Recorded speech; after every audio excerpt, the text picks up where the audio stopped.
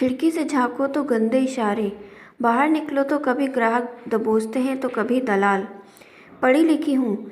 एक बार इंटरनेट पर समझना चाहा कि आसमान कितना बड़ा है। जवाब मिला, जितनी दूर हम देख सकें। मेरे लिए आसमान सिंगल बेड की चादर से भी छोटा है, उतना ही जितना मैं घर के अंदर से देखती हूँ। छत पर जाने की मनाही है।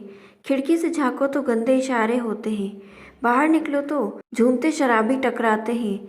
एकाध मौके को छोड़कर मैंने कभी तारों भरा आसमान नहीं देखा।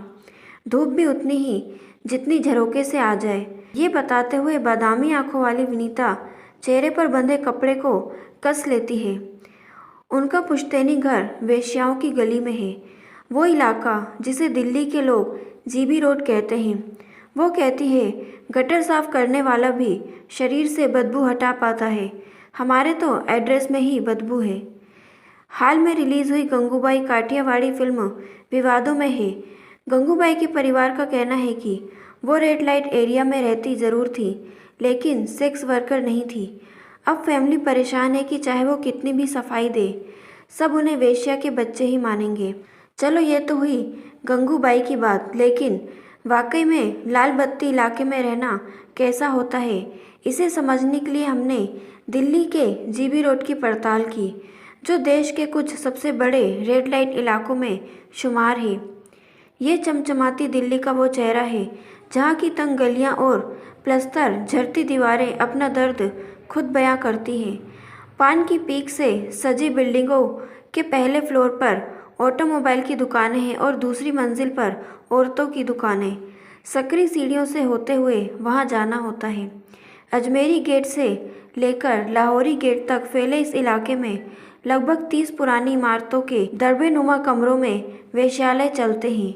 हर कमरे के सामने लोहे की जालीदार खिड़की है जो सड़क पर खुले। इसी खिड़की से हाथ के इशारे करके आवाज़ें निकालकर या शरीर का कोई हिस्सा झलकाकर औरतें अपने ग्राहक बुलाती हैं। ग्राहक यानी सड़क पर चलते लोग, दफ्तर से लौटते लोग, नशे में धुत लोग या फिर ज़रूरत मिटाने को भटकते लोग। सड़क का खौफ इतना है कि कैब भरी दोपहर में भी वहां जाने को तैयार नहीं होती। एक के बाद एक 4 ड्राइवरों ने बुकिंग कैंसिल की। आखिरकार एक ऑटो वाले को पकड़ा जो राजी तो हुआ, मगर इस शर्त पर कि वो मुझे अजमेरी गेट के आगे छोड़ देगा। वहाँ से अंदर जाने में लोकल रिक्शे वाले भी नाव नुक्कड़ करने लगे। सबको डर था कि कोई दलाल या धंधे वाली उनका मोबाइल और रुपए पैसा छीन लेगी। तो इस तरह से ऑटो, पैदल और कुछ ई रिक्शा के दर्शकों के बीच मैंने जीबी रोड पहुंची। मेन रोड के पीछे सांवली सकरी गलियों की एक भूल भुलैया खुलती है। यहाँ हमारी आपकी तरह लोग रहते हैं, दफ्तर जाने वाले, दुकान करने वाले या जूते कपड़े सिलने वाले। हालांकि एक फ़र्क है, हम अपना एड्रेस जितने आराम से बता पाते हैं, वहाँ के लोगों के लिए ये उतना ही मुश्किल है। जीबी रोड में रहना यानी शर्म और गंदगी में लिथड़ा होना। यहाँ के ज़्यादातर पुराने लोग दिल्ली के दूसरे इलाकों में रहने चले गए, वहीं बाकी हैं जो मजबूर हैं। नीता ऐसा एक ही चेहरा है जो बात करने को इसी शर्त पर राजी हुई कि चेहरा ढका रहेगा। इंटरव्यू शुरू होते ही वो कहती है, मैं आज तक अपनी सहेलियों को यहाँ नहीं ला सकी। सब बर्थडे करती, पार्टी करती, घर बुलाती, मम्मी पापा से मिलाती। मैं सबके साथ जाती तो थी, लेकिन कभी किसी को लेकर नहीं आ सकी। कोई घर आना भी चाहे तो मैं कुछ न कुछ बहाना बना देती। धीरे धीरे सबने खुद ही कहना छोड़ दिया। मैं कभी सब्जी फल लेने भी बाहर नहीं निकली। पापा और भाई जो सब्जी लाएंगे वही पकेगा, अगर वो लाना भूल गए तो सब्जी नहीं बनेगी। अक्सर हमारे घर पर रात में आलू की रसेदार सब्जी ही बनती है। कई बार ऐसा भी होता है कि आटा खत्म हो जाए और पापा को फ़ोन ना लगे तो रोटियां भी नहीं पकती। हम लड़कियां सब्जी तरकारी लाने जैसे काम के लिए बाहर जाने का रिस्क नहीं लेती, इमरजेंसी में ही घर से निकलते हैं। आखिरी बार मैं कोविड की वैक्सीन लेने के लिए बाहर गई थी। ये बताते हुए विनीता की आवाज़ गुस्से और रोने के बीच झूल सी रही थी। उसकी बात सुनते हुए मैं अपनी और खुद सी लड़कियों के बारे में सोच रही हूँ कि जो घूमने को सांस की तरह लेती हैं। इतवार का मतलब जिनके लिए सैर सपाटा और रात का खाना खाकर घर लौटना है, विनीता के लिए ये मुमकिन नहीं। वो रेड लाइट एरिया में रहती है जहाँ बाहर निकलना यानी किसी शबाबी कबाबी से टकराना। एक डर ये भी है कि लड़की कहीं किसी दलाल के हाथ पड़कर रातों रात गायब न हो जाए। शायद पहले यहाँ ऐसा हो चुका हो।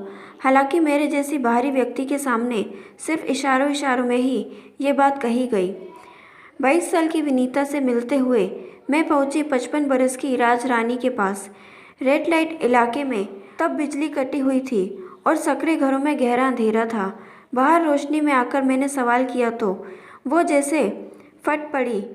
घड़े सारे लोग यहाँ से चले गए, बस 2-3 रह गए हैं। सबसे हमारा रोटी का नाता था। दोपहर कंघी करते हुए, चने खाते हुए हम दुख सुख बांटते थे। अब कोई बाकी नहीं, ना खुशी में हंसने के लिए, ना दुख में रोने के लिए। 2-4 लोग हैं, वो भी गली छोड़ना चाहते हैं। तो मैंने पूछा कि और आप? तो इस सवाल पर आवाज़ आती है कि मुझे यहाँ रहते हुए 40 साल हो गए। पुराने बरगद की जड़ों से भी ज़्यादा गहरे जमी हूँ मैं। अब यहाँ से शायद ही कहीं और जा सकूँ। जीबी रोड पर जितनी रौनकें हैं, उससे सटी हुई इन गलियों में उतना ही सन्नाटा। दोपहर में भी यहाँ धूप नहीं आती, जैसे दुख का साया हर मकान को अपने भीतर समेटे हुए हो। राजरानी को दुख है कि बुढ़ापे में भी उनकी हड्डियों को पूरी धूप नहीं मिल सकती। उंगलियां लटकाते हुए वो कहती हैं, रात में नींद नहीं आती, पूरे शरीर में दर्द रहता है।